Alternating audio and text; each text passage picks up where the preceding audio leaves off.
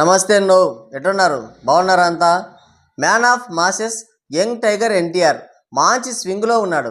RRR మూవీతో pan Indian మార్కెట్లోకి అడుగుపెట్టిన ఎన్టీఆర్ దేవర మూవీతో మరో పాన్ ఇండియన్ బ్లాక్ బస్టర్ని తన ఖాతాలో వేసుకున్నాడు. దేవర మూవీ ఇచ్చిన కిక్కుతో మరిన్ని ఇంట్రెస్టింగ్ కాంబోస్ని సెట్ చేసుకొని మంచి దూకుడు చూపిస్తున్నాడు. ఫ్లాప్ టాక్ వచ్చినా సరే దేవర మూవీతో 600 కోట్ల గ్రాస్ కలెక్షన్స్ రాబట్టి ట్రేడ్ని విస్మయానికి గురి చేశాడు. ఆ సినిమాతో ఎన్నో మెమరబుల్ రికార్డ్స్ని కూడా అందుకున్నాడు ఎన్టీఆర్. దేవర తర్వాత బాలీవుడ్లో వార్ 2 మూవీలో కనిపించబోతున్నాడు. ఈ సినిమాలో హృతిక్ రోషన్తో స్క్రీన్ షేర్ చేసుకోబోతున్నాడు. ఈ హై రేంజ్డ్ భారీ మల్టీస్టారర్ యాక్షన్ ఫిల్మ్ కోసం ఫ్యాన్స్తో పాటు సినీ లవర్స్ కూడా చాలా ఇంట్రెస్టింగ్గా ఈగర్గా వెయిట్ చేస్తున్నారు. RRR తర్వాత మరోసారి భారీ మల్టీస్టారర్ మూవీ చేస్తుండడంతో ఈ సినిమాలో ఎన్టీఆర్ క్యారెక్టర్ ఎలా ఉండబోతుందని అందరూ చాలా ఇంట్రెస్టింగ్గా వెయిట్ చేస్తున్నారు.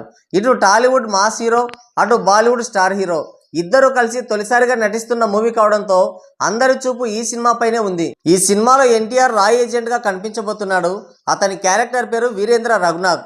బాలీవుడ్ మీడియాలో ప్రచారం అవుతున్న వార్ 2 సినిమా కథ ఏంటంటే కబీర్ సింగ్ అదే Hrithik Roshan international task force leader గా పనిచేస్తుంటాడు.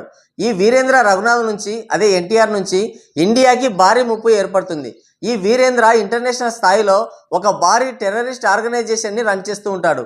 మొదట్లో వీరేంద్ర ప్రాణాలు సైతం ఇచ్చేంత దేశభక్తిని కలిగి ఉంటాడు ఈ దేశం పైన. కానీ కబీర్ సింగ్ లీడ్ చేస్తున్న టాస్క్ ఫోర్స్ లో భాగంగా శత్రుదేశ ఉగ్రవాదుల్ని చంపడానికి వీరేంద్ర వెళ్ళినప్పుడు వీరేంద్రకి వెన్నుపోటు పొడిచి తనని ఉగ్రవాదులకే వదిలేసి వెళ్ళిపోతాడు కబీర్ సింగ్. ఆ ఉగ్రవాద స్థావరాల నుంచి తప్పించుకున్న వీరేంద్ర దేశం కోసం ప్రాణాలు సైతం ఇవ్వాలనుకున్న తనని ఇలా దొంగ దెబ్బ తీస్తారన్న కసితో టెర్రరిస్టుగా మారిపోయి మరీ ముఖ్యంగా తనకి వెన్నుపోటు పొడిచిన కబీర్ సింగ్ పైన మరింత ద్వేషం పెంచుకుంటాడు. అలా వారిద్దరి మధ్య వారం మొదలవుతుందని ప్రచారం అవుతుంది. ఈ స్టోరీ బాలీవుడ్ మీడియాలో బాగా ప్రచారం అవుతుంది. దాన్ని బట్టి చూస్తే ఎన్టీఆర్ నెగిటివ్ షేడ్స్ ఉన్న క్యారెక్టర్లో కనిపించబోతున్నాడు.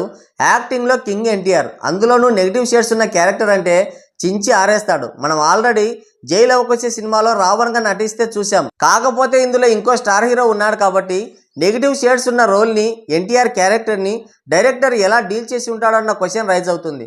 మరి ఈ నెగిటివ్ షేడ్స్ ఉన్న క్యారెక్టర్ని ఎన్టీఆర్ ఫ్యాన్స్ ఎలా రిసీవ్ చేసుకుంటారో చూడాలి. మరి వార్ 2 సినిమాలో ఎన్టీఆర్ నెగిటివ్ షేడ్స్ ఉన్న క్యారెక్టర్ చేస్తే మీ ఒపీనియన్ ఏంటో కింద కామెంట్ చేయండి. ఇంతసేపు వీడియో చూసారంటే మీకు నచ్చిందని అనుకుంటున్నాను. నచ్చితే ఒక లైక్ వేసుకోండి, వీలైతే సబ్స్క్రైబ్ చేసుకొని నాకు సపోర్ట్ చేయండి. Thank you.